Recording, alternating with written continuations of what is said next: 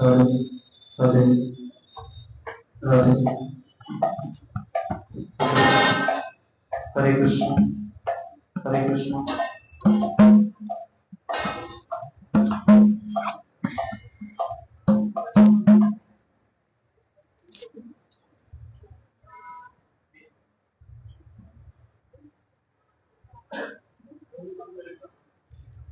हरे कृष्ण हरे कृष्ण।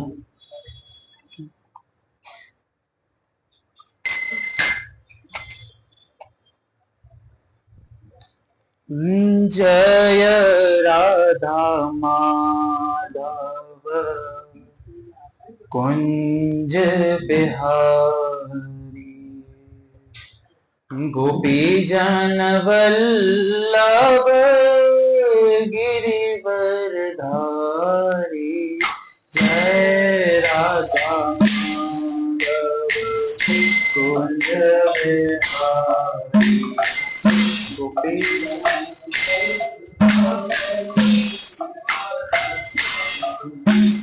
जय राधा कुंज बिहारी गोपी जन वल्लभ गिरिवरधारी।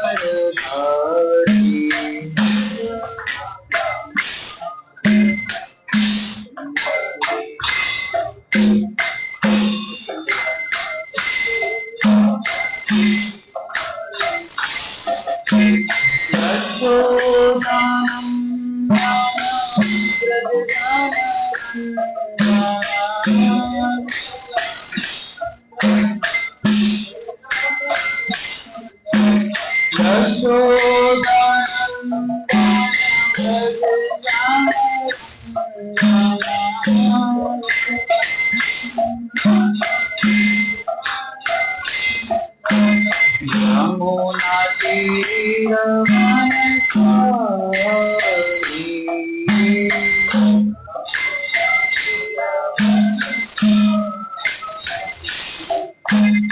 यमुना तीर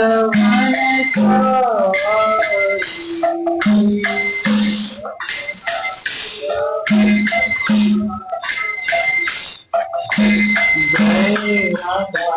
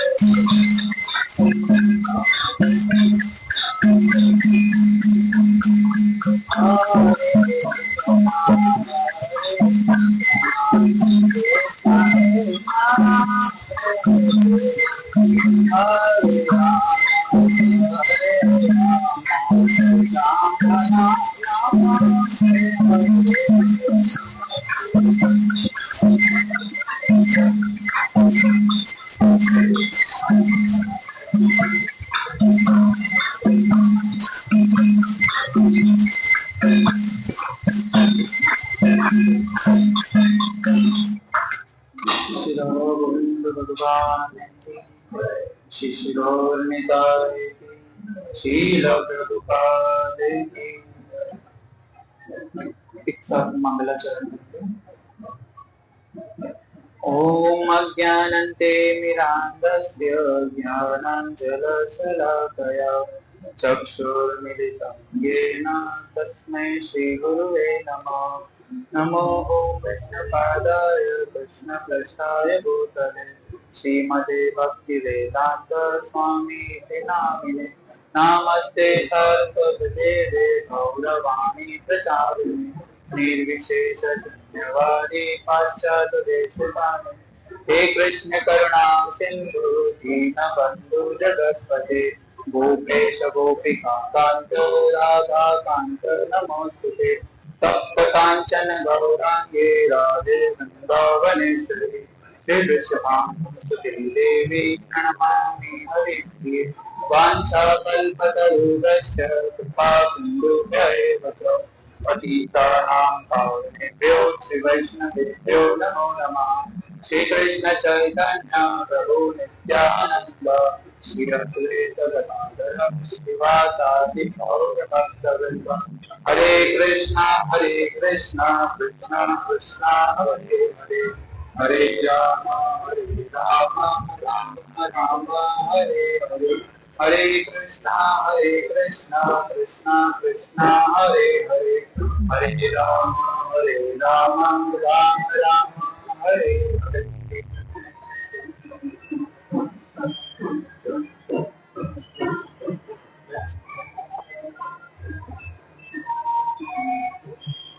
ओम नमो भगवते वासुदेवाय।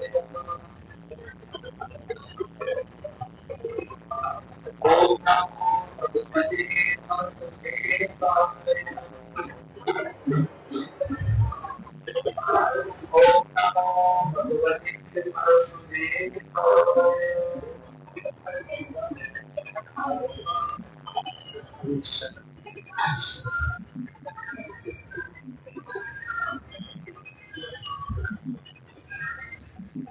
समस्त विराजमान श्री हरि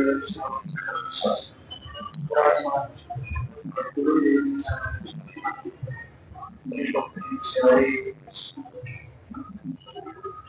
बहुत दिनों के बाद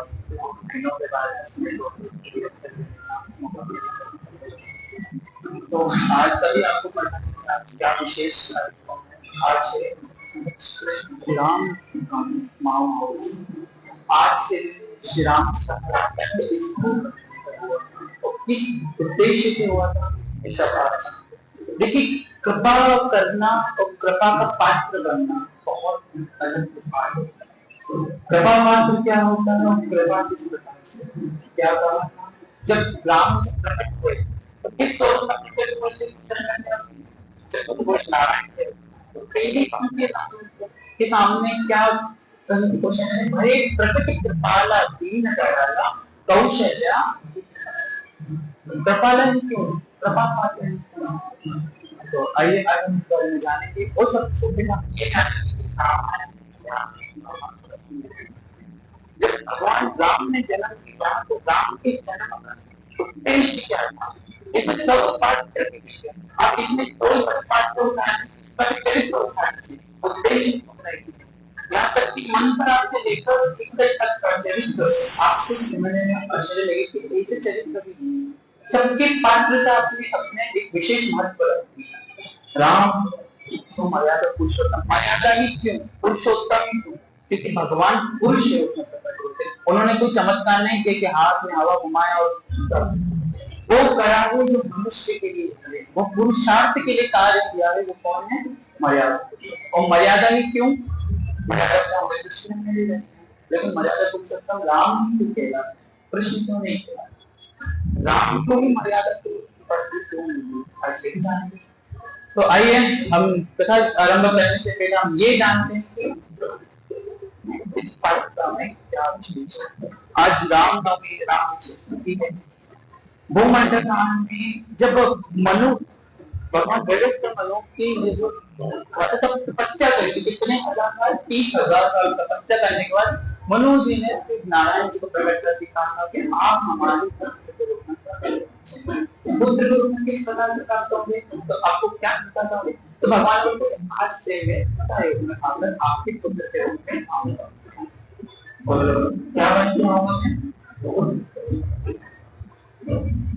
आपको सभी को पता है कि राम वंश कैसा चला है, वंशों में भी कितने बड़े बड़े महान पूर्वज हुए हैं, भगीरथ, जिन्होंने स्वयं बंगाल प्रकट किए, राजा हरिश्चंद्र जी, जिन्होंने मणिकर्णिका के घाट में अपनी पत्नी से भी टैक्स लिया, इतने सत्यवाद। और वो टैक्स कैसा था, बच्चा मरा अवस्था में दंड रखने के लिए कोई कफन नहीं था, अपनी चीड़ की साड़ी से उसने कफन बना के, फिर भी वहां पे सत्य का संवाद करने के लिए, सत्य की विजय की प्राप्त करने के लिए हरिश्चंद्र ने अपनी पत्नी से टैक्स मांगा। ये नहीं कहा कि मेरे घर की पत्नी है, अपने बच्चा ही है, मेरा ही सगा कुल का बालक है जिसे मैं चीर मांगू। ऐसे सत्यवाद पृथु हुए, और उसके बाद रघु जी हुए, जिससे रघुवंश चला, और रघु के अच हुए, अच के पुत्र हुए दशरथ, दशरथ की प्रतापी राजा, तो ऐसे प्रतापी राजा जिसका साम्राज्य चतुर दिशाओं में था, चक्रवर्ती राजा सम्राट श्री दशरथ। और एक दिन जब सब कुछ दशरथ के पास था, चक्रवर्ती सम्राट होकर उनके पास क्या कमी थी, क्या कमी हो सकती है बताइए? जब चक्रवर्ती साम्राज्य के अधीन भूमंडल से लेकर सब दूर तक उनका राज्य फैला हुआ है, उनके अधीन कुछ ऐसा पानी तो उनके लिए असंभव के लिए कुछ होगा। फिर भी एक समस्या, बड़ी दुख, बड़ी ग्लानि अपने मन में रहती हमेशा कि मेरे घर क्या नहीं है, एक कन्या थी जिसका नाम था शांता, दशरथ की प्रथम बेटी शांता, और उनका किससे विवाह हुआ? भृंगी ऋषि से। भृंगी ऋषि से उनका विवाह कराया गया। तो सोचिए दशरथ जैसा पात्र अपने मन में ग्लानि कर रहे कि मेरे घर क्या नहीं है, पुत्र नहीं है, अब मेरे को पुत्र प्राप्त करना है, मेरा इतना चहु वैभव जो यहाँ पर है, अपनी पीढ़ी दर पीढ़ी तक हम पितरों को जल अर्पण करते हैं, अब हमारी पीढ़ी में जल देने वाला कोई पुत्र ही नहीं है। तो ये ग्लानि के मन में दुख का कारण किसका बना हुआ था? राजा दशरथ। और ये दुख हरण करने के लिए किसके पास है? एकमात्र शरण जो दशरथ की, वो अपने गुरु जी के पास है, वशिष्ठ जी के पास। वशिष्ठ जी के पास में जाके देखो, इसमें दशरथ जी का पात्र कितना अच्छा हमें ज्ञान बताते हैं कि हम कहां जाएं। संसार में रोगे तो लोग हंसेंगे, आप अपना दुख किसी को बताओगे, आपने किसी को बताया तो 2 मिनट की सांत्वना देगा, कोई बात नहीं, चल तेरा दुख है तू रो ले, फिर बाद में वो पीछे क्या बोलता है, साहब मेरे आगे तो रोते हैं, मेरा दिल चिंता। तो हमें किससे जमाने के आगे, संसार के आगे रोना नहीं, हमें किसके आगे रोना है? गुरु के आगे। गुरु ने समझा, गुरु जानते हैं, गुरु का प्रेम आश्रय ग्रहण था। क्यों? एकमात्र गुरु का ही साधन है जो हमें हम बद्वंदों से मुक्त दिलाकर भगवान की शरण में। दशरथ राजा अपनी पत्नियों के साथ में वशिष्ठ जी के आश्रम जाते हैं, गुरुदेव को प्रणाम करते हैं, गुरुवर प्रणाम करते हुए स्वीकार करते कहते आओ राजा बैठो, आज आप किस प्रकार से पधारे। तब कहा कि गुरुदेव मुझे बड़ी अपने मन में दुखद वेदना से व्याप्त हो रहा हूँ। बोले आप किस वेदना से व्याप्त हो रही हैं, आप कृपा करके हमें प्रत्यक्ष से बताइए। दशरथ जी कहते हैं कि मेरे घर कोई पुत्र नहीं है, मेरे पूर्वजों को जल देने वाला, पितृ तर्पण करने वाले, अब मैं तो कर रहा हूं, मेरी बात कौन करेगा। तो गुरुदेव कहते हैं कि राजन आप पुत्र के लिए आप अपने भविष्य के सोचकर आप रो रहे हैं, मैं तो आपका अनंत भविष्य देखकर बड़ा ही प्रसन्न हो रहा हूं कि आपके यहाँ 1 नहीं 2 नहीं 4 पुत्र आने वाले। 4 पुत्र किस प्रकार से आएंगे, मैं वो सोच के अपने मन में हर्षित होता जा रहा हूँ, और आप पुत्र के लिए विलप्त होते जा रहे हैं। आपको धीरज रखिए, धीरज रखेंगे तो आपको 4 पुत्र की प्राप्ति होगी। समय व्यतीत होता रहा, वशिष्ठ जी ने उनके ही जवाई राजा श्री भृंगी जी को बुलाया और कहा कि अब आप पुत्रमेष्टि यज्ञ करो। पुत्रमेष्टि यज्ञ का आरंभ हुआ। पुत्रमेष्टि के बाद में एक स्वयं अग्नि नारायण प्रकट हुए। स्वयं अग्नि नारायण के हाथ में क्या प्रकट हुआ? चरु। चरु क्या होता है? चरु का एक अर्थ होता है खीर का पात्र। खीर का पात्र लेकर श्री अग्नि नारायण जी प्रकट हुए। उन्होंने वशिष्ठ जी के हाथ में दिया और वशिष्ठ जी के हाथ में कहा कि यह राजा दशरथ जी के हाथ में देना और उनसे कहना ये सुपात्र के हाथ में प्रदान करो। क्या इसमें भी सोचे क्या बोला उन्होंने, सुपात्र के हाथ में देना, प्रदान करना। एक खीर का पात्र दिया। वशिष्ठ जी ने कहा कि इसे अपनी 3 रानियों में पहले इसका 2 भाग करना, 2 भाग के उसकी भी 2 भाग करना। तो कैसे कितने भाग हो जाएंगे आपके, 4 भाग हो जाएंगे। तो 1 भाग रानी को देना, माता बड़ी मां कौशल्या को देना, और दूसरी केकई को देना। बची कौन, सुमित्रा। तो कहा अब ये 2 चरु दोनों माताओं के हाथ में देना। कौन के हाथ में, कौशल्या और केकई के हाथ में। और उन्हें बोलना कि आप प्रसन्न मन से, मन प्रसन्न धीरहि धाम देखौ चित्त मन ही अभिराम। आपके मन में यदि प्रसन्नता होगी तो आप यदि उसको कुछ चीज दोगे तो आपके मन में कौन बस जाएंगे, राम। क्योंकि राम हमेशा क्या होते हैं, प्रसन्न चित्त होते हैं। कभी उनके मुंह में दुख जैसे नहीं होता कि वो बैठे हैं राम तो दुख में, राम को दुख करने से। अब इसलिए तो रानियों को क्या बोला कि प्रसन्न चित्त से आप ये सुमित्रा को देना। तो इसके मन में क्या है कि सुमित्रा को यदि ये 2 पात्र नहीं देते हैं तो कैसे क्या काम होता, 2 पुत्र के पात्र कैसे होते, एक एक दोनों के पुत्र हो जाते, एक 2 के पुत्र। तो 1 पात्र कौशल्या जी ने 1 चरु दिया सुमित्रा को और 1 केकई दिया। तो 2 पात्र मिलकर ये हुआ। कुछ समय बीता। देखो नॉर्मली किसी स्त्री का गर्भ धारण होता है तो कितना महीने का होता है, 9 महीने का। लेकिन भगवान का कितने महीने का हुआ, 12 महीने का, 12 माह का। और 12 माह का जब पूर्ण हुआ तो कौन सी शताब्दी है, चैत्र मास की शुक्ल पक्ष की 9वीं तिथि वार मंगलवार। और समय क्या था, मध्यांत का समय था। और नक्षत्र क्या था, पूर्व। और उसमें भी कौन सा, विजित मुहूर्त। तो स्वयं श्री राम जी का प्राकट्य होने का समय आया। जैसे ही प्राकट्य होने का समय है तो उस समय कितने बजे, 11:30 समय। 11:30 समय हुआ। भगवान अभिजीत मुहूर्त में भगवान जैसे ही एक अंश के रूप में मां की गर्भ से, देखो इसमें भी सबसे बड़ी बात है कि राम कभी गर्भ से प्रकट नहीं हुआ। जैसे शिशु का जन्म होता है तो कैसे होता है, प्रसव पीड़ा होती है, स्त्री अस्पताल जाती है, प्रसव होता है और बच्चे के उत्पन्न होते हैं, और बच्चा होते से क्या करता है, रोना उत्पन्न करता है। वैसे ही स्वयं कौशल्या के गर्भ में से एक प्रकाश पुंज निकला। प्रकाश पुंज निकलता से एक खंभ के रूप में प्रकट हुआ, जिसका तीर पताल में और शीश स्वर्ग में जाकर। इतने बड़ा स्वरूप कौशल्या देखकर हक्का बक्के हो गई कि ये सब, ये पुत्र कैसे हो सकता है, इतना बड़े चतुर्भुज नारायण के रूप में, कड़ी हाथ में कड़े धारण करे हुए, शंख चक्र पदा पद्मा है, सर पे सिर सोने का मुकुट धारण है, वनमाल है और कमल नयन है, बड़े बड़े अक्षत धारण किए हुए हैं, और पील पीतांबर धारण करे हुए श्री ठाकुर जी ऐसे प्रकट हुए। कौशल्या ने तो हाथ जोड़ कर, ठाकुर जी अब तो आपको बालक स्वरूप मानना पड़ेगा। क्यों, लोग आपको मेरा पुत्र कैसे मानेंगे, दशरथ का पुत्र दशरथ नंदन आप कैसे कहलाओगे, आप कैसे, आपकी कोई व्याप्ति होगी तो मेरी आपको इस प्रकार से वात्सल्य भाव से कैसे देखोगे।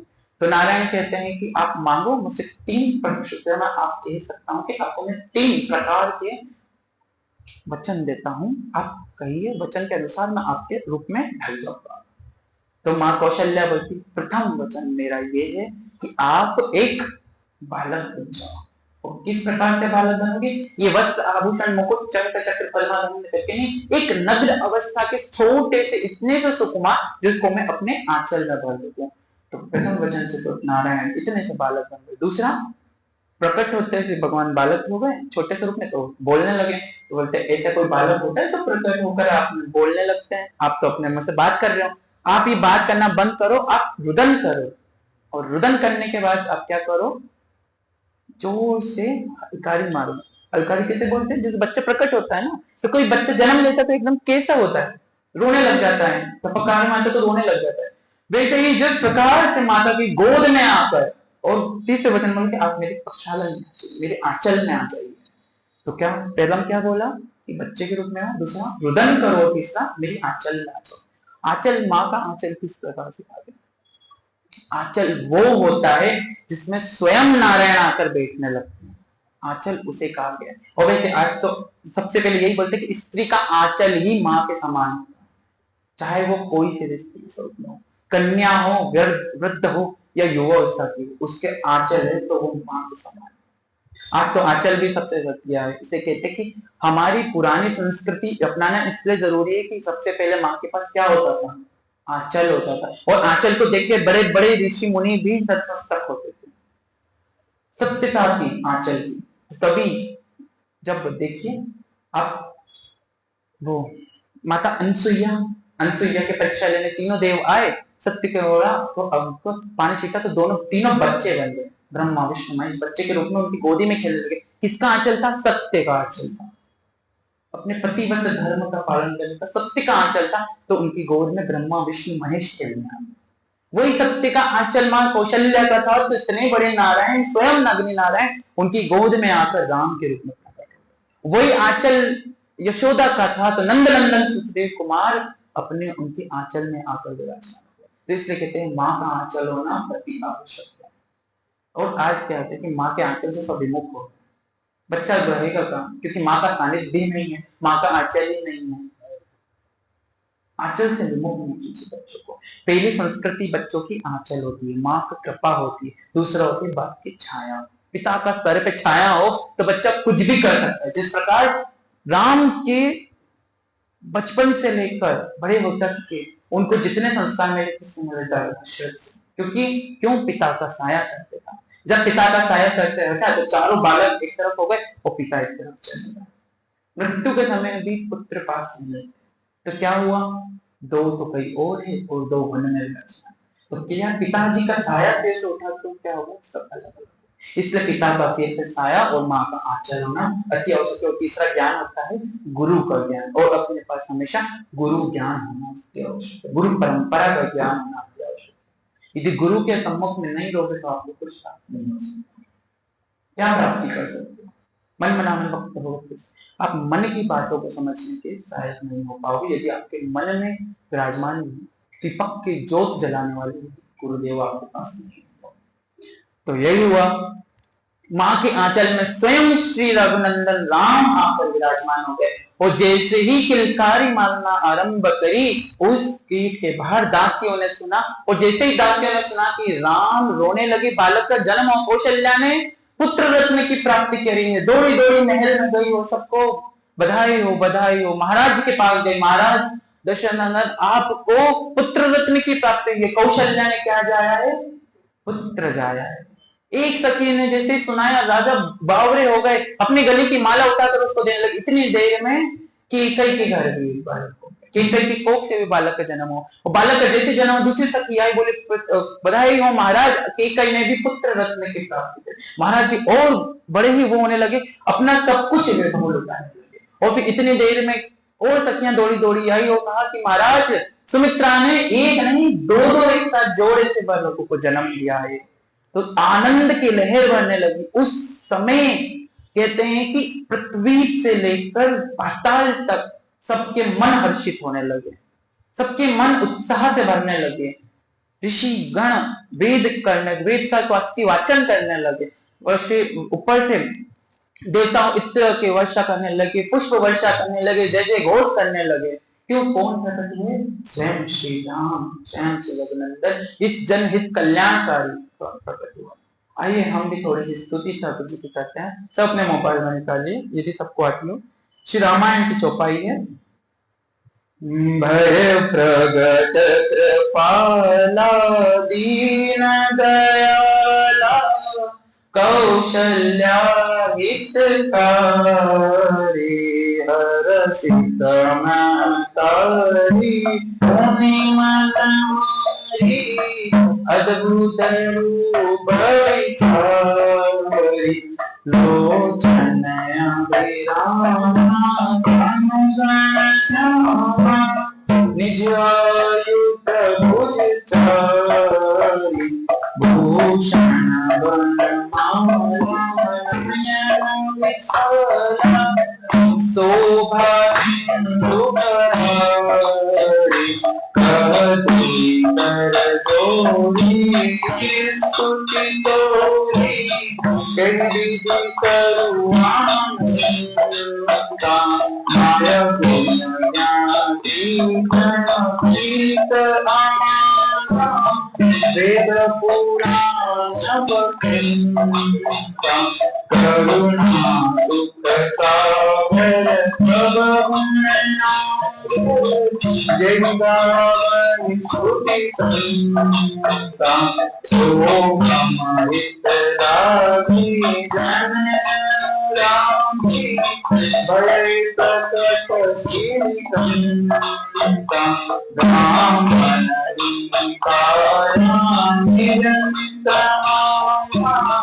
रोम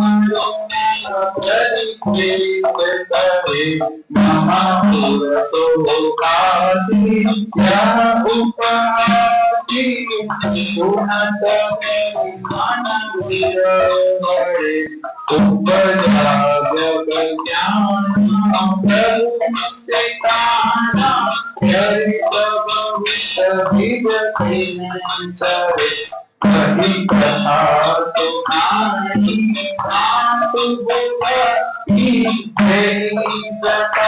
सुत प्रेम लय माता उन्हें बोली हसी डोली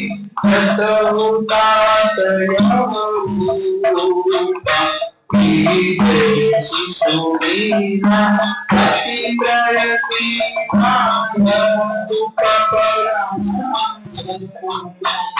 सुनी बचन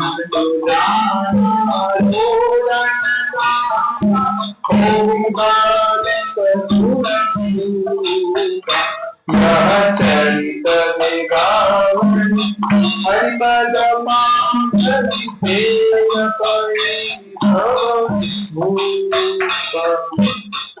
तो इस स्तुति में क्या कहा?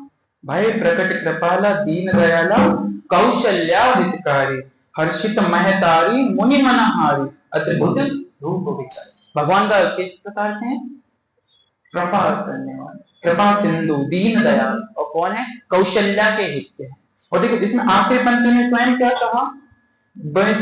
सुनी बचन सुजाना रोदन ठाना होई बालक यही रचित है गाही हरिपद पावही ते ना परही भव कृपा। जो ये चरित्र को सुनता है और जो चरित्र का वाचन करता है उसे क्या होता है? हरिपद की प्राप्ति होती है। यही हमारे भगवान श्री कृष्ण ठाकुर जी जब प्रकट हुए तो किस प्रकार से प्रकट हुए थे? मध्यरात्रि 12 बजे। और कौन सा पक्ष था? कृष्ण पक्ष की अष्टमी, भाद्र पक्ष की। और ये क्या है? राम शुक्ल पक्ष की नवमी। कौन सी है? चैत्र मास। और चैत्र मास ही क्यों चुना? सब में श्रेष्ठ मास, अपना नववर्ष की चैत्र मास की प्रतिपदा वाले दिन होता है।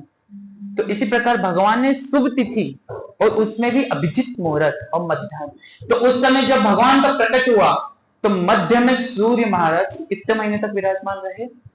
9 महीनों तक विराजमान रहे। ना राणा तो नहीं है, स्वयं पूर्व रघु के कुल के जो सूर्य नारायण भगवान बैठे रहे कभी नहीं हटे। तो उस समय चंद्रमा जो कहते कि आगे बढ़ो आगे बढ़ो, हमें भी दर्शन का मौका दो, रघुनंदन के दर्शन का हमें भी मौका दो।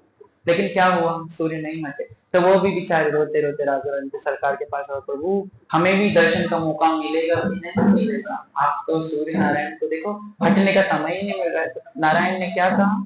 राघवेंद्र सरकार क्या कहते हैं? चिंता मत करो, अभी तो हम इस जन्म में सूर्य के उसमें आएंगे, अर्ध में हम मध्य रात्रि में आएंगे, आप चाहो तो दिन होने ही मत देना, आपके ऊपर है। जिस प्रकार से सूर्य नहीं हट रहे आप मत हटना। और हम अब क्या है? ये सूर्य वंश में है, तो अब हम आपके उसमें आएंगे चंद्र वंश में आएंगे। और आप इतना बुरा ना मानिए चंद्र, क्योंकि आपको हम इतने प्यारे हो चुके हैं कि हम अपने नाम के आगे भी आपका लगाएंगे। क्या लगाएंगे? श्री रामचंद्र भगवान की क्या लगाएगा? चंद्र। सूर्य चंद्र सूर्य कहना कि राम सूर्य भगवान, क्या बोला? रामचंद्र भगवान। तो इस प्रकार से ठाकुर जी का जन्म होता है। बड़े ही उत्साह से अयोध्या नगरी, अवध नगरी में बधाइयां होती है, खूब खूब बधाइयां लुटाते हैं। सोचो अभी हम इतने उत्साह से ठाकुर जी का बनाते हैं जन्माष्टमी या रामनवमी में इतने उत्साह से, तो उस समय सोचिए जब राम जी स्वयं प्रकट हो रहे होंगे तो कौन कौन किसके मन में प्रेम नहीं जागा होगा? जो विमुख भी होगा उसके मन में भी प्रेम ज्यादा होगा कि कौन प्रकट हुए, राम प्रकट हुए, कृष्ण प्रकट हुए। तो यह लीला है। और अब मूल यही है कि रामायण की पात्रता भी है। रामायण क्या करती है हमें, भागवत हमें क्या करती है, मरना सिखाती, लेकिन रामायण क्या करती है, जीना सिखाती। जो जो राम जी ने किया है वो क्या करना चाहिए, हमें अपने जीवन की दिनचर्या में लाना चाहिए। और जो कृष्ण ने किया है, क्या करा है, कृष्ण ने कहा है, किया है, कृष्ण ने कहा है और राम ने किया है। राम प्रत्यक्षता से बताते हैं कि ये कार्य करोगी तो इसमें आपको मिलेगा। राम ने कभी कोई चमत्कार का कार्य नहीं अपने हाथ में नहीं किया। चाहते तो स्वयं श्री नारायण एक चक्र से, सुदर्शन चक्र से कितने राक्षसों को ब्रह्मांड का नष्ट कर देते। चाहते तो वो रावण को यूं ही पैर मार देते, लेकिन क्या बताया, मानवता की रक्षा के लिए मानवता का कर्म बताया। मानवता कर्म किसे कहते हैं, किस प्रकार से जन्म होकर जन्म को सफल करने का कार्य होता है। उसमें भी राम की पात्रता में भी राम के भाइयों को देखा। मुझे तो भरत जी का चरित्र सबसे अच्छा लगता है। भरत जो राम के बिना एक पल भी नहीं रहता, जिसने कभी कोई अहित करा ही नहीं, कभी किसी से कुछ गलत हुआ ही नहीं। भरत के कभी दंडनीय अपराध, इतना बड़ा दंड फिर भी भोग रहे हैं। जिंदगी में पूरे वर्ष में एक अलग भरत, एक ऐसे भरत हैं जिन्हों को बिना, जिस किसी की गलती होती तो उसको दंड दिया जाता है, लेकिन उनकी कोई गलती है फिर भी उनको दंड क्यों दिया गया। स्वयं भी दंड के अधिकारी बने। दंड किसका कार्य था, दंड देने के अधिकार कौन थे, दंड किसे दिया था, केकई को देना। क्यों, क्या करा उन्होंने, वचन मांगा 14 साल हो राम को वनवास हो और भरत को राज्य मिले। मति किसकी फेरी थी, केकई, लेकिन स्वयं को भोगने वाले कौन है, भरत है। क्यों भोगा, कि मेरे कारण भैया राम जी कहाँ गए, वनवास गए, मेरे कारण पिता ने अपना देह त्याग करा, मेरे कारण भैया की जो सुकुमार सी पत्नी से अर्धांगिनी श्री सिया जी है उनको वन में जाना पड़ा, मेरे कारण मेरा छोटा अनुज भाई उनके साथ में गया, मेरे कारण अवध का राज्य छीना गया, मेरे कारण इतना सब कुछ हो गया। किसके कारण हुआ, भरत के। भरत क्यों अपने आप को दोषी ठहरा रहे, क्योंकि भरत को राज्य होना था, भरत राज्य का अधिकारी हो रहा था। यदि भरत को राज्य ना बोलते, स्वयं बोलते कि बस को राम जी को वनवास भेज दो और जो चल रहा है उसको चलने दो, तो उसमें अपने आप को तिगलानी नहीं होती। लेकिन भरत ने क्या कहा, मेरे कारण राम को वनवास जाना। जो कभी कोई दंड का अपराध ही नहीं बना, जिसने कभी अपराध किया ही नहीं, वो अपने आप में थे। तो भरत का चरित्र, जो भाई के प्रति ऐसा भाव रखते थे कि भाई सपने में भी भरत के बारे में सोच ले तो भरत सामने खड़े होकर भाई की तरफ। एक पात्र होता है कि सब कहते हैं कि लक्ष्मण साथ में था, तो लक्ष्मण का उदाहरण क्यों नहीं देते, लक्ष्मण का उदाहरण क्यों नहीं देते। जब हनुमान जी मिले थे राम जी से, तो राम जी क्या बोले थे उन्हें, तुम मम सम प्रिय भरत सम भाई, तुम मम प्रिय भरत सम भाई। क्यों, ये भी कह सकते थे तुम मम प्रिय लक्ष्मण सम भाई। नहीं, एक समय जब वन के लिए जब राम गए थे ना, तब उनको बुलाने के लिए जब वापिस आए भरत जी, तो भरत जी ने गुरुवर से पूछा, गुरुदेव क्या सच में मेरे राम मुझसे प्रेम करते हैं, राम क्या मुझसे प्रेम करते हैं। तो गुरुवर कहते कि मुझे ये तो नहीं पता राम तुमसे कितना प्रेम करते हैं, हाँ मुझे ये पता है, जब यहाँ से राम अपने वन के लिए जा रहे थे तो गंगा नदी के तट पे अपने पिता का तर्पण करने के लिए खड़े थे, तब उनके वचन में और उनसे आचमनी जब करा रहे थे तो उनसे संकल्प ले रहे थे। संकल्प हम पहले क्या बोलते हैं, संकल्प में विष्णु विष्णु विष्णु, और क्या बोलते हैं, भारत खंडे, भरत खंडे, क्या बोलते हैं, आर्यवर्ते भरत खंडे। जब भूमि का नाम भरत खंड, जैसे ही उसमें भरत की चर्चा आई, राम जी की आंखों में से अविरल अश्रु बहने लगे, हाथ में से जल का पात्र गिर गया और हाँ भरत करके रोने लगे। तो सोचो, राम के मन में जो भरत के नाम का ही उच्चारण होने लग जाता, तो राम अपने आप में कैसे विमुख हो जाते। इतना प्रेम राम को भरत से था, भाइयों का इतना प्रेम। और आज देखो तो भाइयों में कोई प्रेम नहीं बचा। क्या भाइयों में प्रेम होगा, एक भाई जमीन के लिए अपने भाई को ही मारने को तैयार करता है। प्रेम ये होता है कि अपने आप को त्याग स्वरूप में करता। एक बार हम कैसे बहुत अच्छा मेरे को बोल बताया था, मेरी आंखों का देखा ही है कि दो भाई, दो भाई थे, जमीन जायदाद के लिए अच्छे खासे लड़ लिए, इतने लगे कोर्ट कचहरी में एक दूसरे की नीलामी तक उतर गए, अपने आप को इतना गिरा दिया कि वो फिर सबके सामने बोलते कि मैं उसका भाई हूँ, मेरे लिए मर गया उसके लिए। और छोटा भाई को गिराकर बड़ा भाई क्या हुआ, उसको प्रॉपर्टी का कागज सब मिल गए, और इतना खुश हुआ कि बोलता कि प्रभु मुझे ना राम कथा करवानी। मैंने बोला हद, राम कथा करवानी है तुम्हें, भाई भाई लड़ रहे हो और तुम्हें एकता भी नहीं है, वो किसके चरित्र के सुनने के सूरत है, वो भी राम के चरित्र को। तो भाइयों से लड़ लिए और भाइयों के मन में बैर हो गया, और तुमको चरित्र सुनना किसका है, राम का चरित्र सुनना है। पहले भाई को मैंने प्रभु मैं इस लायक नहीं हूं कि मैं आपके आगे आपके घर आके मैं राम जी का चरित्र बोल पाऊंगा, सो माफ करना मुझे इस चीज के लिए। क्यों माफ करना, जिसके घर में फूटे बीज, जिसके दरार आ चुकी हो, वो बीज उसने कभी बोया नहीं। जब भाइयों के बीच में दरार आ गई हो तो उनमें एकता का प्रेम बोना बहुत कठिन बात है। वही इसलिए कहते हैं कि बचपन से संस्कार बच्चों को दो तो रामायण के पात्र बनाना सीखो, भागवत का ज्ञान और रामायण का पात्र बना। रामायण का पात्र कैसे बनता है, एक भाई ने अपने भाई को राज्य देने के लिए, जब तक राम नहीं आएंगे मैं भी नहीं आऊंगा। भरत ने क्या सोचा, एक भाई का सर मस्तक झुका और एक भाई के चरण, वो चरण भी कितने कोमल थे, किसके चरण थे, राघवेंद्र सरकार के चरण कमल, ऐसे कैसे चरण नहीं थे, साक्षात वो चरण की धूलि से जिससे अहिल्या नाम की पवित्र नारी जो पत्थर के स्वरूप में आ गई थी वो तर गई। और एक बात ये भी है जो ये आज बहुत बड़ा चल रहा है ना कि राम जी ने स्त्री के ऊपर पैर रखा था, अहिल्या नारी का नहीं था, किसी ने राम जी ने उन पर चरण नहीं रखे। इतनी कृपा पात्र अहिल्या नारी पतिव्रत धर्म के, तो राम जी कैसे उसके पर चरण धर देंगे, नहीं। जिस प्रकार से आप देखें कभी कोई धूल भरी जगह में आप पांव जोर से रखोगे तो धूल उड़ती है, कण उड़ते हैं, उसी प्रकार राघवेंद्र सरकार जब वहां उस कुटिया में पहुंचे, अपने जोर से दम पैर रखा तो उसकी धूल उड़ी, और वो धूल के कण उड़कर जब मां अहिल्या के ऊपर गए तब वो पतित पावन स्त्री स्वयं पत्थर से रूप से नारी के रूप में प्रकट हो गई। लोग बोलते कि चरण धूली रखी, तब क्या है, चरण धूली अति शोभित श्यामा जी, जिसकी धूली में इतना बड़ा चमत्कार है, तो सोचो वो राघवेंद्र के चरण कितने को होंगे।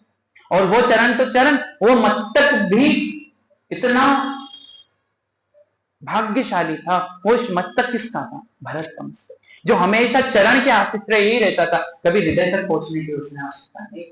क्या मम चरण दृढ़ विश्वास, मम चरण दृढ़ विश्वास है, मेरे किसके प्रति दृढ़ विश्वास है, राघवेंद्र सरकार के चरणों में दृढ़ विश्वास, जिसके चरण में तुलसी दल विराजमान रहती। सोचो वो चरण कितने पावन, और वो मस्तक भी कोई साधारण मस्तक नहीं है, वो भी भरत सम्राट के मस्तक, जिसके भाव अपने आप को जो कभी, जिसकी बुद्धि कभी खुली नहीं हुई। एक बार सरस्वती जी के लिए कहा गया कि भरत तो जा रहे हैं वन में वापिस राम को लेने, यदि राम जी से वापिस बोल देंगे, प्रेम भाइयों में इतना है कि राम जी पिघल गए वापिस से तो वापिस अयोध्या आ जाएंगे, जो कार्य है राम का वो तो कर नहीं पाएंगे, तो ऐसा करो सरस्वती आप जाके भरत की बुद्धि फेर दो।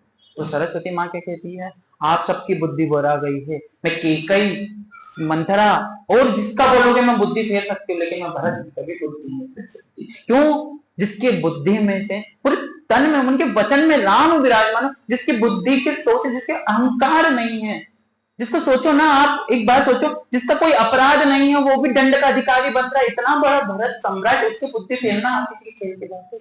स्वयं सरस्वती ने मना कर दिया कि मैं नहीं कर पाऊंगी बुद्धि। वैसे भरत का, वैसा भरत पात्र भाई का। और क्या करा, भाई मिलने जब गए तो क्या हुआ, राम से भेंट हुई, राम ने कहा कि मैं 14 साल का बनूंगा, क्यों, रघुकुल रीत सदा चली आई, क्योंकि रघुकुल की रीत है, जो पिताजी ने मुझे वचन दे दिया तो मैं अब इसका पालन करके आऊंगा ही आऊंगा, अब मैं वापिस नहीं आऊंगा, 14 साल में अरण्य और में ही रहूंगा अपने भाभी के साथ में, अब आप जाओ यहाँ से राज्य संभालो, मैं आपको आदेश देता हूँ।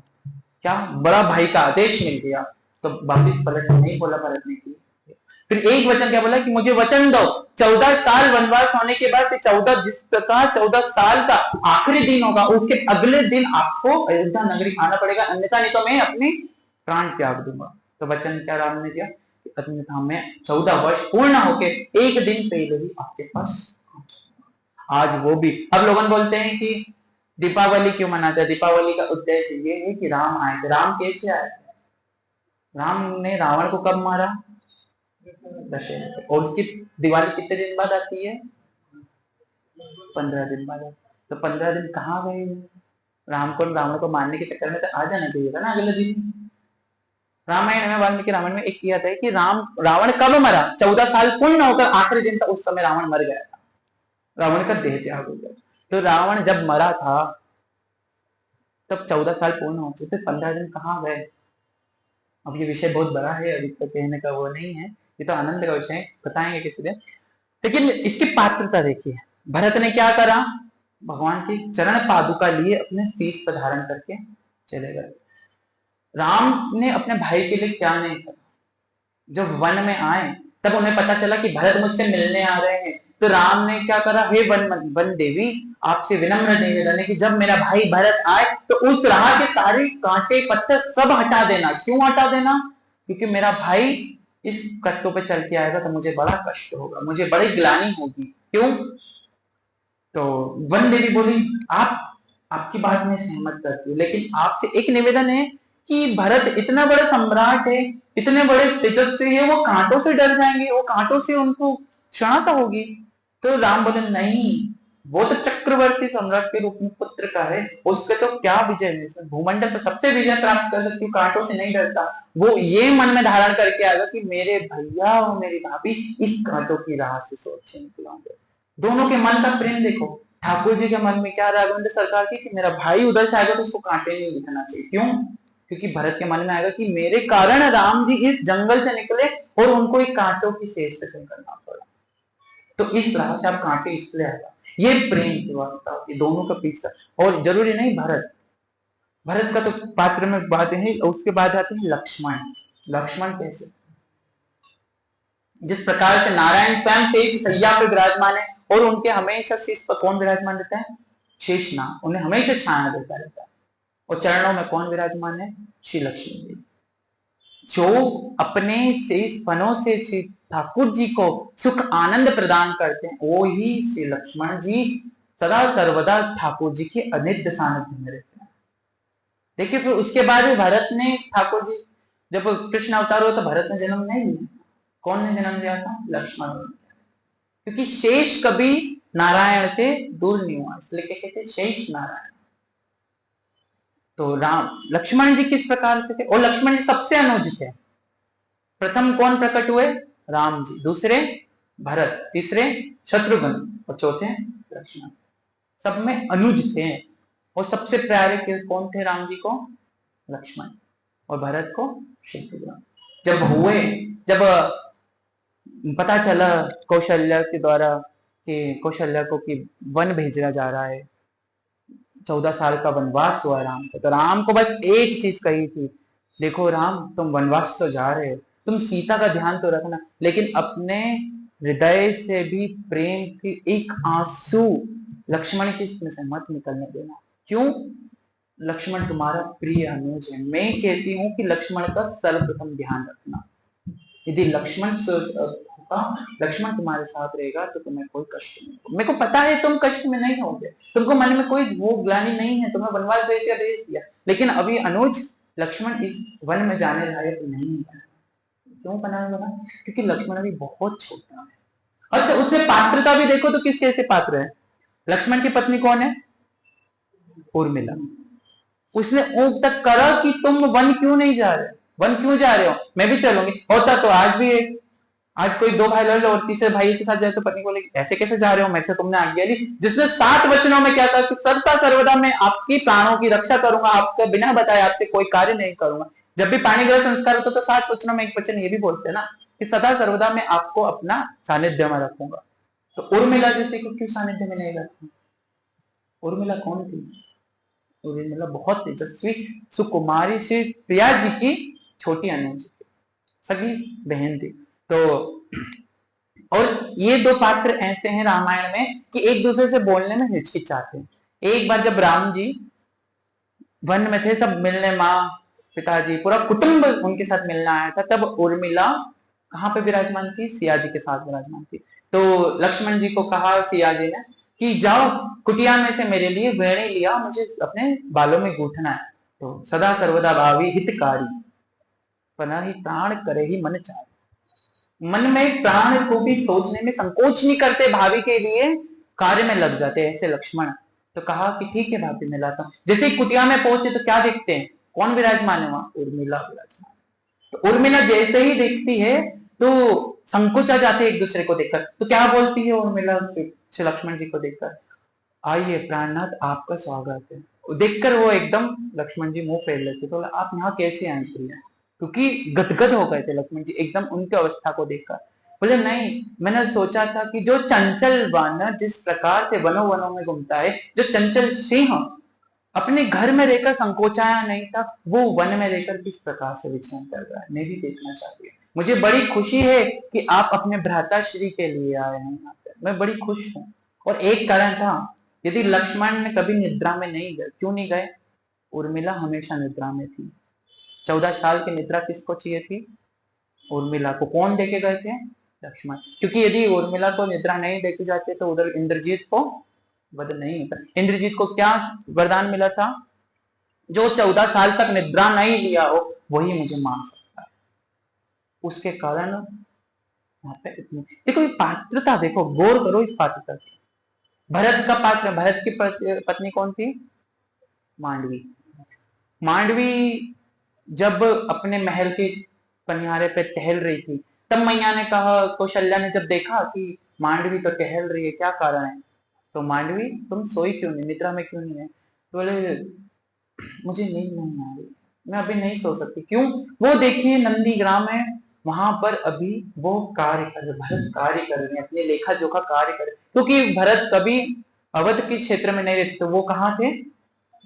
बाहर के कुटिया बनाकर वहां राज्यसभा की राज्य का पालन कर रहे थे, राज्य की रेख देख कर रहे थे, राज्य को चला रहे थे। तो क्यों माँ ने बोले ठीक है भरत अपना कार्य करके सो जाएगा, तुम भी सो जाओ। नहीं, बोले नहीं, जब तक भरत के कक्ष के दीपक प्रज्वलित है जब तक मैं जाता हूँ। ऐसे पात्र हैं रामायण के, ऐसे ऐसे पात्र हैं जिसको समझना बहुत कठिन है। कठिन तो कठिन, इसको पात्र को अनुकूल अपना बनाना भी बहुत। पात्र सिखाता है। कुटिलाई है तो पूरी तरह से कुटलाई करी, किसने करी कुटलाई? मंथरा ने।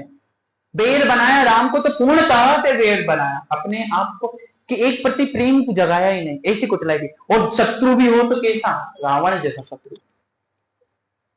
10 दशानन, जिसके 10 सिर। और ये तो भाई आजकल रामलीला में बता दिया कि 10 सिर हैं, रावण के कोई 10 सिर नहीं थे। रामायण में वाल्मीकि जी ने कहा था दशानन किसका अवतार है? 10 मुख, जैसे 10 सिर होता है, 10 दिमाग, जो एक साथ 10 दिमागों का यूज कर ले वो दशानन। हमारे पास भी 3 दिमाग तो कभी कभी चल जाते हैं, कभी कभी बोल लेते हैं, कभी कभी मोबाइल भी चला, बोलते बोलते मोबाइल भी चलाते हैं, वो कभी कभी इधर भी देख लेते। तो हम क्या सिर का, तो हमारा क्या, हमारा नाम हो गया कि 3 सिर वाला हो गया? नहीं हुआ ना। उसी प्रकार से 10 सिर, 10 प्रकार का मस्तिष्क और दिव्य ज्योति की किसका पुत्र? ब्रह्मांड का, ब्रह्मांड का वंशजों में आने वाले रावण। दशानन, जिसके पास 10 मुख का, 10 मस्तिष्क का ज्ञान हो, ऐसा दशानन। तो साक्षात भगवान शंकर का प्रिय भक्त, जिसने तांडव स्तोत्र रचा, जिसने भगवान को अपने वश में कर, जिसका शनि, जब उसका सिंहासन था ना, उसके नीचे जो तकिया लगा रहता, उस पर शनि को बांध के रखा, शनि के शीश के ऊपर अपना पैर रखता था, जिसके 9 ग्रह उसके मंडल में विचरण करते रहते थे। एक बार जब राम जी इस पार थे, वन के समुद्र के इस पार थे, और उन्होंने कब जाना था? समुद्र पार जाना था। तो किसकी सेवा के लिए कब करना था? समुद्र की सेवा, समुद्र के लिए उपासना करनी थी। तो समुद्र उपासना करने से पहले किसको मनाना था? शिव की उपासना करनी थी। तो कहा कि जामवंत जी से कि जामवंत जी, आप कोई, आपके कोई परिचय में कोई पुरोहित हो तो बताइए, हमें शिव की उपासना करें, जो शैव भी हो और वैष्णव भी हो। तो उन्होंने कहा, जामवंत जी ने, मेरे नजर में तो एक ही है रावण, लेकिन वो आएगा नहीं आएगा कह नहीं सकता, लेकिन मैं उससे विनती करने जाऊंगा। देखो दुश्मनी अपनी तरफ थी और अध्यात्म की जगह अपनी तरफ।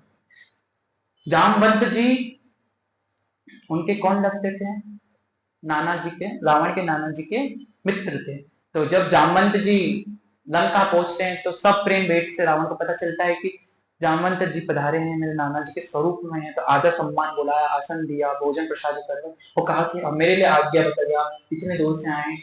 तो उन्होंने कहा कि मैं आपके एक विनय लेके आया हूँ कि मेरे जजमान जो वहां पे उस पार विराजमान है, उनको शिव जी की उपासना करानी, शिव जी की पूजा अर्चना करानी। तो मुझे उससे तुमसे अच्छा पुरोहित कोई नहीं मिला, तो आप ये बताओ कि आप इसकी पुरोहिताई करने आएंगे? तो रावण ने कहा हम जरूर आएंगे, लेकिन वो कौन है बताएंगे आप? बोले वो ही आपके जो वन में विराजमान शत्रु है ना राम, उनको ही आपसे पुरोहिताई करा। तो बिल्कुल देखो, उनमें रावण ने कभी मना नहीं किया। ये अध्यात्म की चीज बहुत गहन बात है। शत्रु शत्रु का बैरी हो सकता है, लेकिन उसको जब भगवान के प्रति कार्य कराना हो, उनके अपने इष्ट के प्रति कार्य कराना, तो वो शत्रुता भूल जाता है। तो जामवंत जी ने कहा ठीक है आप आ जाना, लेकिन एक है कि वनवासियों के पास कुछ सामग्री नहीं है। तो पुरोहित का कार्य क्या होता है, यदि वो सेवा करवाने जाता है तो स्वयं अपने हाथ से सामान की सामग्री को इकट्ठा करके ले जाता है। तो रावण ने कहा कि जामवंत जी आप अब जाइए, मैं सुपात्र से लेकर अपने साथ में सामग्री ले आऊंगा। वो सामग्री क्या थी? स्वयं श्री सीता जी। उन्होंने इंद्रजीत को बुलाया, कहा कि वन जाओ, सीता जी कहाँ विराजमान थे चलो बताओ? अशोक वाटिका। अशोक वाटिका में जब सीता जी के पास जामवंत जी गए, जामवंत जी इंद्रजीत गए, तो कहा क्या कहा कि एक रात के लिए आप रावण के साथ जाइए और वहां पर जाके अर्धांग बनकर, क्योंकि जोड़ है, क्योंकि विवाहित है, राम जी पुरोहित विधिपन्न है, तो उनके लिए पुरोहित का क्या कार्य होता है? उनके लिए संपूर्ण रूप से राम ले जाए। लेकिन राम जी के पास तो पत्नी है, जोड़े से तो बैठ नहीं पाएंगे, और यदि जोड़े से बैठकर पूजा नहीं करेंगे तो पूजा सफल होगी नहीं, जो कार्य कर रहे हो सफल होगा नहीं यदि आपका जोड़ा है। तो उन्होंने क्या कहा कि सीता आप तैयार रहिएगा, हम आपको इस समय से यहाँ से ले जाएंगे और वहीं से आपको वापिस आना है। तो सीता का भी पात्र तो देखो, वहां गई तो किस कार्य के लिए गई? पूजा कराने। वो चाहती तो बोल सकती थी मैं आ गई हूँ अब आपके पास, मैं मार दो रावण को, खत्म करो, नहीं करना। लेकिन सीता मैया जी हमने यह स्वीकार किया। रावण लेके गए उस पार, देखा जैसे ही राम ने रावण को देखा कि अब हमारे पुरोहित आ रहे, तो दोनों भाई खड़े हुए, नमस्कार करा, प्रणाम करा।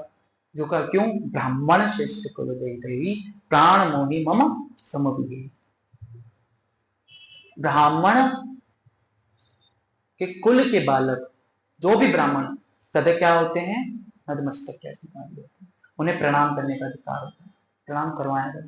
तो राम जी ने क्या करा? रावण को नतमस्तक आदर सम्मान से बिठाया, बालू की शिवलिंग बनवाई, बालू की शिवलिंग बनाई। तो क्या करा? पहले बोला यजमान आप यहाँ बैठे तो है, लेकिन आपके शादीशुदा है? आप बोला हाँ हम शादीशुदा है। आपकी अर्धांगिनी कहाँ है? अब कौन एक कौन बोले कि तुम ही हरण करके ले जाते हैं? बोले हाँ। आपके पास क्या है? सामग्री अधूरी है, मैं दे देता हूँ, क्योंकि मैं पूरी तुम्हें सब सामग्री ला। सीता को अर्धांग में बिठाया, दोनों की सेवा करी, सेवा से पूरा जो क्रम विधि थी वो पूर्ण करा, और पूर्ण करने के बाद सब कुछ हुआ। अब आई दक्षिणा की बात। रावण ने बोला कि मुझे दक्षिणा दीजिए। तो राम ने बोला मांगिए आप दक्षिणा में, क्या मांगते हैं?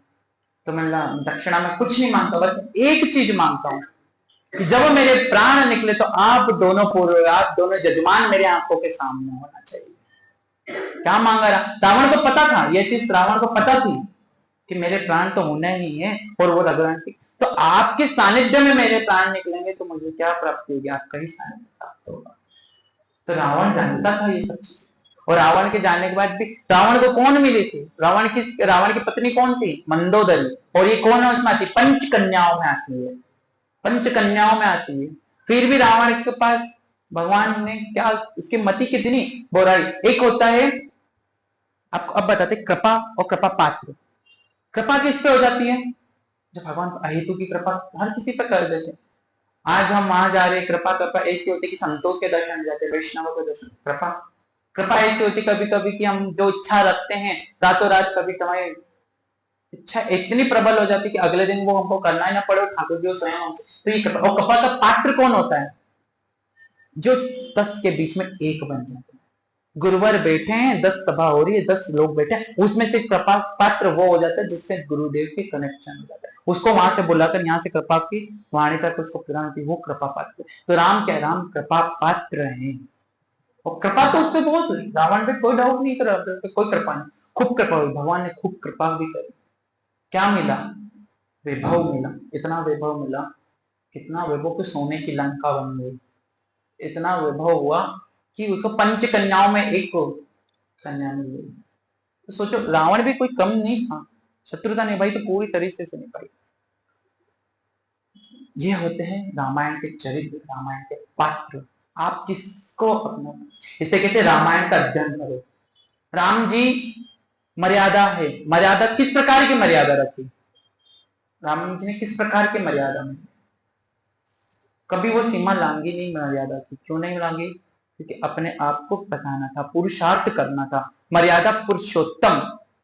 पुरुष क्या होता है? जो दया दिखाए, जो प्रेम स्वरूप में आदमी तक करे, मन में हमेशा उल्लास से भरा है, उसके मन में कभी क्रोध अग्नि नहीं है।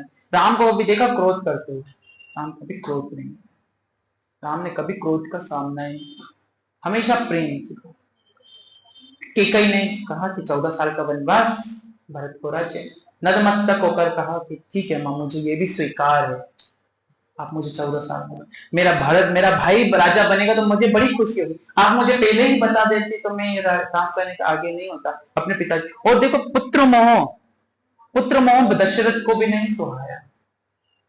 किस प्रकार का पुत्र मोह? स्वयं श्री राजा दशरथ को कौन भगवान आए, भगवान स्वयं उनके घर आए, और अंत समय जब गति हुई तो राम जी उनके पास नहीं। ये क्या था? पुत्र मोह था। पुत्र मोह किस प्रकार का था? वशिष्ठ जी जब आए थे तो क्या कहा कि मुझे आपके पुत्र चाहिए दोनों, मैं रख के कर रहा हूं, ताड़का को मानना होगा, आपके पुत्र दो। तो दशरथ ने कहा, अरे ये तो छोटे से बालक है, इनको क्या ले जाते हो, आप मुझे ले चलो, मेरी क्षण सेनाएं ले चलो, कहो तो मैं आपको चक्रवर्ती कब जो जितने हैं सब मैं आपको देता हूँ। वशिष्ठ जी ने कहा, मुझे कुछ नहीं चाहिए, मुझे बस आपके तो पुत्र चाहिए। तो दशरथ ने क्या कहा, आप मेरे प्राण मांग लो लेकिन मेरे पुत्र को। तब वशिष्ठ ने, आपको अपने पुत्र से इतना मोह है, आपको अपने पुत्र से इतना मोह है? बोले हाँ, मुझे अपने प्राणों से भी ज्यादा अपने पुत्र से प्रेम है। राम जी ने क्या कहा कि मैं चलता हूँ, आप पिताजी आज्ञा दीजिए। राम जी चलने के लिए, तो राम जी को जाते जाते कि दशरथ ने क्या कहा, अंग रक्षक ले जाओ।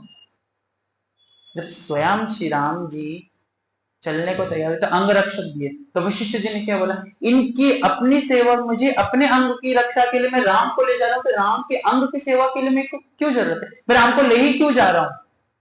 यदि राम को भी रक्षा के लिए अंग रक्षक लगेंगे तो मैं राम को ले जाने का काम क्या? दशरथ, इससे तो मैं तुम्हें ही ले जाऊं। राम को भी अंग रक्षक चाहिए तो सच तो राम को रहने दो। क्यों ले गए थे राम को? अहिल्या का तारना, तारका का उद्धार करवाना था, यज्ञ में जो प्रकट तीर चढ़ू थे उन्हें प्रदान करना था। और किस सर्वप्रथम और सबसे महत्वपूर्ण कार्य ये कि राम को ले जाना इसलिए था क्योंकि वहां जनकपुर में विराजमान श्री सिया जी से भेंट करवानी थी। तो सोचो, जिसके पीछे इतनी रूपरेखा बनी हो उसका कार्य रोक दिया जाए। जैसे आप हो, आप कभी मार्केट जाना, आपको पता है कि यहाँ से सब्जी लेना है, वहां से सामान लेना है, इधर से करते हुए मुझे मिलते हुए अपने घर आना है, लेकिन आपको घर से निकलने से पहले कोई कह दे मत जाओ, रहने दो, कोई काम का नहीं है, आपकी जगह पे ये चला जाएगा, तो वो कार्य करके आएगा, वो कार्य का पात्र बनेगा। आपको भगवत प्राप्ति करना है तो भगवत प्राप्ति के लिए आपको अपने आप से ही ये समझ करना पड़ेगा, भजन हमें करना है, माला जब हमें करना है, 16 नियम जो माला का नियम किसको करना है, हमें करना है। तो भगवान सिखाते हैं, भगवान का पात्र यही सिखा रहा है कि गुरुवर के सानिध्य में आए हैं तो हमें क्या छोड़ना है, सबसे पहले ये माया जंजाल छोड़ना पड़ेगा, खुद की अंग रक्षा के लिए छोड़ना पड़ेगा। हमारी अंग रक्षक क्या है? हमारी माया, हमारी ये चेतना, हमारी जो इंद्र तृप्ति है, ये हमारी अंग रक्षक है, ये हमारे अंग रक्षक को अपने से दूर करना है। जब जाके हम पूर्ण पुरुषोत्तम भगवान के चरणारविंद का आश्रय लेंगे। राम ने क्या करा, गुरुवर के चरणारविंद का आश्रय लिया। और दशरथ ने क्या करा, दशरथ एक स्वरूप समाया ने कहा कि आप अपने इंद्रियों को अपना अंग रक्षक बनाए। जब भगवान के शरण में जाते हो और भगवान के शरण में जाने के बाद आपको अंग रक्षक की जरूरत पड़े तो फिर क्या आपके भगवान के शरण में आने का मतलब है? सोचो जरा, गहन बात ये है कि आप इस पर ध्यान देना कि भगवान के शरण में आकर आपको आपकी खुद के अंग रक्षक की जरूरत पड़े। ऐसा होता तो अर्जुन रथ पे बैठे थे, भगवान कृष्ण उनके सारथी थे, और अर्जुन बोलता कि नहीं प्रभु, आपने तो सामने क्षणी सेना धरा रखी है, मेरे तो अंगों की रक्षा के लिए कोई है ही नहीं।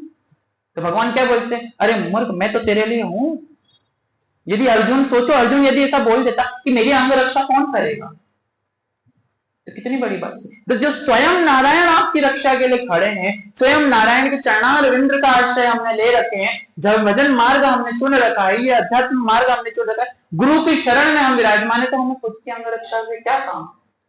हमें ये इंद्र तप्तियों का मतलब ही क्या है कि 5 भोग कर्मेंद्रियां और 5 ज्ञानेंद्रियां, और ऊपर से अपने मन चित्त अहंकार को त्यागना है। यही तो त्याग है। राम ने त्यागना सिखाया है। राम ने और कुछ नहीं, राम ने हर चीजों को त्यागी है। राम ने अभिमान त्यागा, राम ने अपना ममत्व कार्य को करने में जोर दिया। राम का चरित्र ये है। राम ये अब कहते हैं कि राम राज्य आएगा, राम राज्य आएगा। राम जी के चरित्र, राम राज्य में क्या था? राम का राज्य ऐसा था जहां पे कुत्तों का भी न्याय होता था, जहां चिड़ियाओं का न्याय होता था, वो राम राज्य था। और राम राज्य का अर्थ ये नहीं होता है कि राम भगवान स्वयं आकर अधिकार करें। राम का अर्थ है राम जो हम हैं। राम राज्य कोई मनुष्य जाति या कोई क्षेत्र में नहीं फैला, राम राज्य स्वयं में है। राम का अर्थ है हमारी आत्मा, और ये राज्य हमारा शरीर। जब हमारे शरीर पर स्वयं राम का राज्य हो जाएगा तो ये सब जंजाल राम राज्य होगा। ये राम राज्य है। राम राज्य ये नहीं है कि नेता जो आएंगे और अपने मन से बोलेंगे कि ये होगा ये होगा, आज यहाँ भगवान की राम मूर्ति बैठेगी, यहाँ भगवान का मंदिर बनेगा। बहुत अच्छी बात है मंदिर बने, लेकिन स्वयं मन में प्रेम बरते तो तुम्हारे अंदर दया नहीं है, क्षमता नहीं है, प्रेम नहीं दिखा सकते। एक दूसरे से मन में सामने खड़े होकर हम एक दूसरे से बेर करते और हम बोलते राम राज्य लाएंगे। क्या राम राज्य होगा हमारा? सिर्फ स्वयं में राम नहीं तो जब हम राम क्या देखेंगे? राम खुद में विराजमान करना जरूरी है। ये आत्मा किसकी है? आत्मा का स्वरूप क्या है बताइए? आत्मा का कोई आकार है? कुछ नहीं है। आत्मा एक दिव्य ज्योति स्वरूप है, यहां से निकलेगी और भगवान में विलित हो जाएगी। तो वो विलित, ये ज्योति स्वरूप किसका स्वरूप है? ये राम ही है, राम ही है। राज्य को चलाने के लिए कौन चाहिए? राम को राज्य को चलाने के लिए, यदि ये घर है, ये घर को चलाने के लिए कौन चाहिए? ऑनर चाहिए। ये अधिकार सत्ता जमाने के लिए ऑनर चाहिए। वो ऑनर कौन होता है? वो स्वयं राम है। हमारे तो जड़ चेतना से बड़ा ये जीव मात्र हमारा एक बिल्डिंग जैसा ही है। इसमें जो भरना चाहो भर दो। ये बिल्डिंग ऐसी है, यदि इसमें मंदिर बना तो भगवान का रंग, यदि हो सकता तो यहाँ बाहर भी खुल सकता था, यहाँ से कुछ भी कार्य भी हो सकते। यहाँ पे क्या विराजमान हुआ है? मंदिर। ये इसी प्रकार हमारा ये जो जड़ चेतन शरीर है, इसमें हृदय कमल पुंज में हमने जो राम को विराजमान करके रखा हुआ है, यही राम इस राज्य को चलाते हैं। यही राम का राज्य है। राम क्या करते हैं? दया, ममता, प्रेम, वात्सल्य। तो राम ने भी यही सब तो कहा, यही तो आदेश का। तो हमने क्या करें? किसी को देखा दया ममता प्रेम आई, दया दिखाई। कोई दुखित है जनहित को, उसको कार्य करना है, उसको ये कहना है कि भैया ये गलत है, सही करो। ये क्या किसने कहा? ये राम ने। अंदर मंत राम में देखो। मैं अंदर से अपने राम को देखता हूं तो मैं सब में क्या देखता हूं? राम विराजमान। यही राम राज्य है। हमें राम राज्य कोई पर्टिकुलर स्थान जगह से नहीं है। राम राज्य फिर आए। राम राज्य तब आएगा मन में प्रेम में राम विराजमान होगा। हृदय में राम विराजमान है तो आपके सब दूर राम राज्य। आज हम यहाँ बैठे भगवान की खुशी खुशी आनंद प्रेम, नहीं तो सब अपने अपने घर में अपने अपने दिनचर्या में कार्य में लगे रहते। किसी को क्या परवाह थी क्या क्या है? हो गया 12 बजे जिसको होना था। राम जी तो प्रकट हो चुके हैं। कब तक प्रकट करते रहोगे उन्हें? कितने वर्ष, कितने करोड़ों वर्ष बीत गए राम को प्रकट हुए, कितने वर्ष बीत गए कृष्ण को प्रकट हुए, चले गए लीला समाप्त होकर भी लीलाओं में भी लीला होने लग गए। ऐसे राम को क्यों? हमारे मन में आनंद है उस विश्व के। हम कहते हैं ना, नंद घर आनंद भयो जय कन्हैया। हमेशा किसकी जय जयकार होती है? ठाकुर जी की, राम की जय जयकार होती है। सियावर रामचंद्र की जय। क्या कहते हैं हम? सियावर रामचंद्र की जय। क्यों ऐसा क्यों नहीं कहते कि राम जी की जय, राम जी की जय? ये तो सुनने में अधिक लगे राम जी की जय, सियावर रामचंद्र। क्योंकि पूर्ण पुरुषोत्तम है, पूर्णतः से सम्मत थे, जिन्होंने स्त्री का सम्मान करना सिखाया। अपने आगे स्वयं को रखा, नहीं रखने से पहले सिया जी को रखा। किसी भी भगवान को उठाकर देख लो, कोई सी भी देवी देवता को देख लो, पहले उनके नाम के आगे क्या आता है? हम क्या बोलते हैं? श्री श्री राधा गोपीनाथ भगवान की, श्री राधा गोविंद देव की, राधा रमण देव की, वैसी सियावर राम, सिया के वर रामचंद्र की। कौशलेंद्र नाम, कौशल्या कौन है? माता, स्त्री स्वरूप है। यशोदा नंदन कौन है? यशोदा के नंदन। नंद नंदन एक अलग होता है, लेकिन उसके बाद में कौशल्य नंदन, कौशल्या नंदन। तो ये हमें सिखाते हैं भगवान, नारी सर्वत्र पूजते तत्र रमन्ते देवता। नारियों को सम्मान होता है। ये किसने सिखाया? राम ने सिखाया। सम्मान इतना कि एक समय जब राम जी वन में विचरण कर रहे थे, सिया जी के वियोग में वन वन डोल रहे थे, तब मां सती के मन में आया कि ये कैसे भगवान हो सकते हैं। शिव ने कहा कि ये मेरे गुरुदेव हैं, ये मेरे राम मेरे परम आराध्य हैं। तो सती के मन में आया ये कैसे भगवान है जो रोए रोए पत्नी के वियाप में रो रहे हैं। तो सती ने कहा मैं इनके साथ में जा सकती हूँ परीक्षा लेने। तो भोले शंकर बोले ठीक है, आपकी इच्छा है आप जाइए। सती किसका रूप धारण करके गई? जानकी जी का, सिया जी का रूप धारण करके स्वयं सती जैसे ही आगे गई, तब राघवेंद्र सरकार ने दंडवत प्रणाम करके मां आप पधार गए। तो सती क्या बोली? नहीं, मैं मां नहीं हूं, मैं तो आपके अर्धांगिनी हूँ, सीता जी हूँ। बोले नहीं मां, आप तो वो वात्सल्य प्रेम स्वरूपा हो जो मेरे प्राण आराध्य श्री भोले शंकर के अर्धांगिनी स्वरूप। वैसे जैसे सुना अपने आप महत्व की ये पुरुषोत्तम राम जो अपनी पत्नी की देह में भी अपने को माता के स्वरूप में निहार, ऐसे भक्तवत्सल राम, ऐसे राम का चरित्र, ऐसे राम जी के चरित्र। क्या कहें कि एक समय जब रावण की शैया लेटी हुई थी और राम जी विलाप करते हुए अपने मन में सोच रहे थे कि आज तो बड़ा ही हुआ, सबका खून खून लहू हुआ, सबके धर्म पे धर्म, ये देखो इतना रक्त भी। उस समय मंदोदरी निकली महल से, मंदोदरी महल से आई अपना वियोग करते हुए राम के पास। तो वचन कहना थे। जैसे ही राम ऐसे बैठे हुए हैं उल्टी पीठ करके और मंदोदरी पीछे से आई, और जैसे ही मंदोदरी की छाया राम जी के सम्मुख पड़ी, राम जी प्रणाम करते बोलते आइए माँ आपका स्वागत है, आप किस कारण से मेरे पास पधारी। तो जो सोचो, जो स्त्री की परछाई देखकर प्रणाम कर दे, जो स्त्री का मान सम्मान इतना रखते कि वो उनकी परछाई से पहचान लिया, वो राम किस प्रकार से, वो आज्ञाकारी, वो प्रेम रस सुधार, जिसके मन में हमेशा सबके लिए दया है।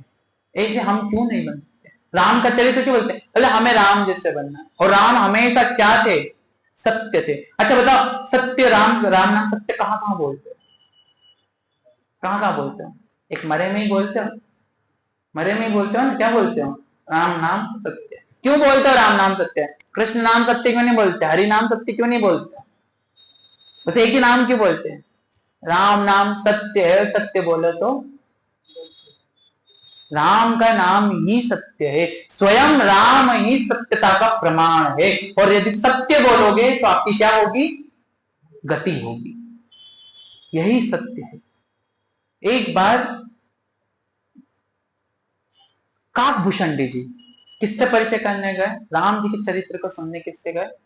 भोले शंकर से। तो भोले शंकर जी के मन में आया कि काकभूषणी जी पधारे। काकभूषणी जी भी बड़े विद्वान और इधर भोले बाबा भी बड़े विद्वान, दोनों के आराध्य देव कौन? श्री रामचंद्र जी। इधर हाथ जोड़ के ये निवेदन करे कि प्रभु आप कुछ कहें राम जी के चरित्र के बारे में। तो काकभूषणी बोले प्रभु हमारे में तो वो वाणी सामर्थ्य नहीं कि हम राम जी का चरित्र कह सके। तो शिव जी बोले आप, काकभूषणी बोलते कि आप कहिए। तो शिव जी बोलते हम में भी कहाँ वाणी का सामर्थ्य है जो हम राम का चरित्र गान कहां से करें।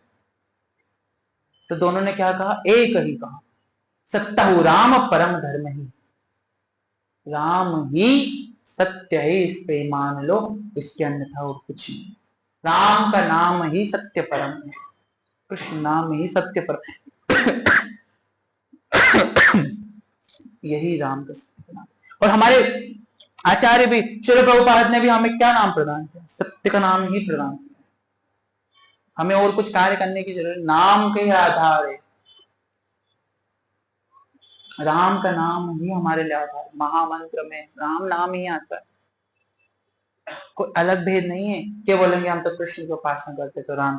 ये बहुत बड़ा मेन में चल रहा है आज के, सबके भेद आता है कि राम अलग और कृष्ण अलग, कोई अलग नहीं।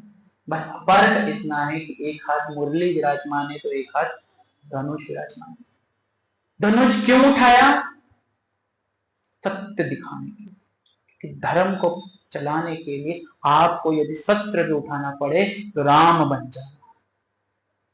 वो धर्म के पालन के लिए आपको इस नींव को मजबूत करने के लिए, ज्ञान की राह पे कर्म करने के लिए भी आगे बढ़ना पड़े तो कृष्ण की राह, दोनों में कोई फर्क नहीं है। वो तो प्रेम आमोद विनोद की लीला है जो ठाकुर जी ने राम जी के बचपन में नहीं की थी, वो स्वयं बचपन में करने श्री कृष्ण के स्वरूप में। वही आनंद विनोद की लीला है और कोई अंतर नहीं। दोनों वही प्रेम राम ही है और वही प्रेम कृष्ण। जैसे हमारे महाप्रभु ने जब बताया, दर्शन कराया, तो षटभुज में किसका दर्शन हुआ था? कोई और देवी देवता था? क्या था? एक हाथ बाण का तो एक हाथ तीर, तो एक धनुष धारण के, और एक हाथ से मुरली अधर पे रखी, तो एक हाथ से कमंडल और दंड पकड़े थे। षटभुज गोस्वामी को देख, षटभुज स्वरूप में महाप्रभु को देखना, राम और कृष्ण दोनों एक मिलित स्वरूप है, अलग कोई नहीं। इसलिए हमें कृष्ण लेना है, किसका सहारा लेना है? इन दृढ़ चरणों का। हमें राम की शरण में जाना है। और राम का चरित्र यदि आपको सुनने में रुचि हो तो रामायण को भी पढ़ना। रामायण पढ़ना अति आवश्यक है। जीवन को चलाने का रामायण एक सार्थक है। जैसे कहते हैं ना कि पंखा है, लेकिन पंखे के अंदर ही स्विच है और पंखे का डायरेक्ट कनेक्शन है, लेकिन उसके बीच में कौन है आ रहा है? तार जुड़ा हुआ। उसका कनेक्शन किससे जुड़ा हुआ है? बिजली। यदि बिजली नहीं होगी तो पंखे का कार्य क्या है? हमारे लिए पंखे का कार्य क्या है? तो हमें स्विच ऑन करना है और उधर वृत्ति ज्ञान की प्रवृत्ति होगी। तो उसी प्रकार हमें भगवान से सानिध्य में जुड़ना है। तो उसके बीच का माध्यम कौन है? भगवान के और हमारे बीच का माध्यम कौन है? गुरुवर, हमारे गुरुदेव है, श्रील प्रभुपाद है। श्रील प्रभुपाद की वाणी का अध्ययन करना चाहिए, उनके लिखित पुस्तकों का। क्यों? जब तो हमें पता चलेगा कि हमारे उनके बीच का सानिध्य में किस प्रकार से। हम तो भटक रहे हैं, जीवात्मा आता है, पुनरपि जन्म, पुनरपि मरणम, पुनरपि जन्म जलते। तो हमारी तो दिनचर्या यही चलती है, वापिस जन्मेंगे, वापिस मरेंगे, वापिस जन्मेंगे, वापिस मरेंगे। वही जन्मने के गर्भ में धारण करके 9 महीने की वृतांतना होगी। जीवन में बड़े होंगे, पढ़ेंगे, लिखेंगे, बड़े होंगे, खाएंगे, पिएंगे, मौज करेंगे, शादी होगी, बच्चे होंगे, बुढ़ापा आएगा, मन चलिए। लेकिन हमने जीवन में करा क्या? मनुष्य जीवन बड़े ही दुर्लभ है, और यह दुर्लभ मनुष्य का एकमात्र सहारा है इनके चरणारविंद का आश्रय। डूबते को किसका सहारा होता है? डूबते को तो तिनके का भी सहारा हो जाता है। तो वैसे ही हमारी माया मोह में फंसे हुए जीवात्मा को शायद एक हरि नाम का, हमारे को किसका सहारा है? बस हरि नाम का सहारा। हमें कर्म करने के लिए बोले, सत्य, तप, दया, दान, ये 4 युग की 4 प्रधान चीजें बताइए। सतयुग में क्या था? सत्य बोलते थे, तो सत्य बोलना खत्म हुआ तो क्या हो गया? सत्य चला गया। तप आया, बड़े बड़े ऋषि तप करने लगे त्रेता में, तप भी खत्म हो गया। बचा क्या? दया। राम जी के सामने दया बची। दया करते करते दया के सामर्थ्य में आके दया भी खत्म हो गई। बचा क्या? दान। कलयुग में क्या प्रधान है? दान प्रधान। और दान को देने के लिए क्या चाहिए? मन चाहिए। और मन क्या हो गया है? कुलीन हो गया। मन तो सबके लिए कुलीन हो चुका ही है। किसी के बेर किसी के मन में धरा है तो उसको आप कभी मिटा नहीं सकते। आपके आंखों के सामने कुछ गलत हो रहा है कि इस पात्र ने यही गलत किया है, और यही गलत को देखकर आपके मन की धारणा क्या बन जाती? ये गलत इंसान है। लेकिन आपके मन में ये नहीं आएगा कि उसने किस कार्य से, उसके पीछे का प्रारब्ध क्या था, उसने करने का कार्य क्या था। आपने क्या देख लिया कि वो उसने गलत कर दिया, तो आपके लिए वो क्या बन गया? कुटिल बन गया। तो मन क्या हो गया? मलिन हो गया। मलिन हो गया तो आपसे वो सब चीज, दया भी चली गई, तप भी चले गया और सत्य भी चला गया। तो बचा क्या है? दान। इसलिए कहते हैं कलयुग में दान करो, दान ही महान। और हमारे महाप्रभु ने हमें सबसे बड़ा दान क्या दिया है? हरि नाम का संकीर्तन का। तो हमें हमेशा प्रभु से मिलने की एक आशा यही होना चाहिए कि हमें गुरुवर ने जो दिया है 16 माला नियम, और 4 नियमों का पालन। हमारे लिए और कुछ बड़ी साधन की बात नहीं है। हमसे कोई कर्म भी नहीं हो सकता, ना हमसे कोई तप हो सकता है, ना हमसे कुछ सत्य का कार्य हो सकते, बस हमारे लिए क्या कहा गया है, 16 माला नित्य और 4 नियमों का पालन। यही हमारे लिए भगवत सागर को, भव सागर पार करने का एकमात्र साधन है। तो आइए यही वाणी को विराम देते हैं। और कहने के तो बहुत पात्र हैं, कहना चाहे तो बहुत कुछ है, बस एक यही रहेगी कि बच्चों को संस्कार दो तो बस ये कि रामायण का अध्ययन जरूर करवाओ। रामायण के पात्र को, रामायण का एक पात्र पकड़ लो, कोई सा भी पकड़ना, एक पात्र पकड़ लो, कल्याण है, क्योंकि बहुत बड़ी चीज है रामायण। शील प्रभुपाद की गौ सुंदर प्रेमानंद।